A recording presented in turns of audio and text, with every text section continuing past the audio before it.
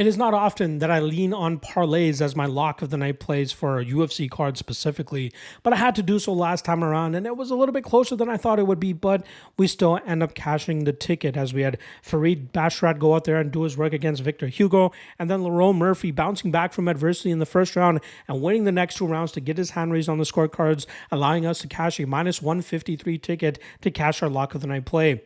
On LFA, we also had our lock of the night come through for us with Kevin Fernandez defeating Josiah Reyes and cashing that ticket there. I believe that was minus 205, and that makes us go 2-0 over the weekend for lock of the night plays, which now brings our record to 76-37 on the year for plus 17.33 units and a 3% ROI. We're in the profit, but not anywhere close to where I would like to be at this time of the year. But we still have about 2 months to go to try to get the number up. Let's see if we can continue this run going. I got 3 lock of the night candidates for you guys here for this weekend's UFC Edmonton card. Not saying I'm playing each one of them. Only one of them can be the official lock of the night play. I've already posted on the MMA LOTN Patreon page, which is in the description below. That's where I also have access to Cage Warriors and ACA breakdowns, which will be going down on Saturday. So make sure you guys check that Patreon page out if you want to know which of these 3 I actually gave the lock of the night moniker to. All right. Let's put out the choices here for you guys. The first candidate up is going to be Cody Gibson coming in at minus 185 as he takes on Chad and Helliger. I think Gibson has and Helliger beat pretty much in every aspect of this matchup, from being the better technical striker to having more volume and being the better wrestler, which should end up being the X factor in this matchup, allowing Gibson to grind and Helliger out.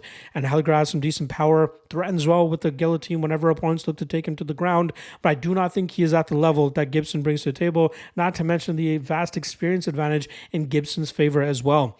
Unless and Helliger knocks him out, which I do not think is very likely, I think we'll see Gibson outwork him and out damage him, maybe even out grind him in the grappling realm to win this fight on the scorecards, which is why he's the first lock of the night candidate. The second lock of the night candidate comes in the form of Siri Sidney, who comes in at minus 155. He's going up against a very tough and durable Garrett Armfield, but the cardio advantage and defensive grappling improvements from Sidney, not to mention the striking advantage, should be enough for him to dictate the pace of this matchup. Armfield is very uncomfortable in the striking realm and is very uncomfortable when he's not the one able to set the pace in his matchups. He might have some early success in the grappling realm here, but I do believe in the defensive grappling improvements from Sidney that will allow him to keep this fight in the striking realm and really batter Armfield from distance with his hand speed and his range management and his ability to just land straight shots down the pipe. Look for Sidney to batter Armfield in rounds 1 and 2 and maybe even land a knockout victory in the 3rd round, but just cashing as a minus 155 favorite here should be enough for him to cash as our potential lock of the night candidate. The third and final lock of the night candidate is going to be the chalkiest of them, but we got Jasmine Jasudavicius coming in at minus 225.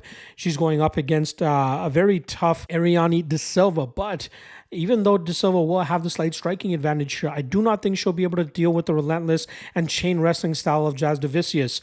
De Silva has obviously made some defensive grappling improvements, which led to that 3-fight winning streak she had in 2023. But we did see it come back to haunt her last time around against Karine Silva, who was able to get her to the ground and land some good shots from top position and grind her out effectively through the first 2 rounds of that matchup.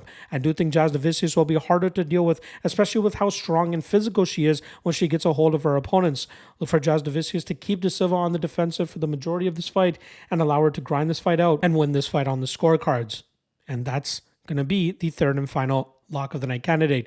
Only one of these can be the official lock of the night play. Check the link in the description below to find out on the Patreon page. Otherwise, drop a comment below. Let me know who your lock of the night play is or which of these 3 you think I ended up going with. And we'll see if you're right come Saturday night. I'll see you guys later today for the top 3 dog of the night candidates. Peace.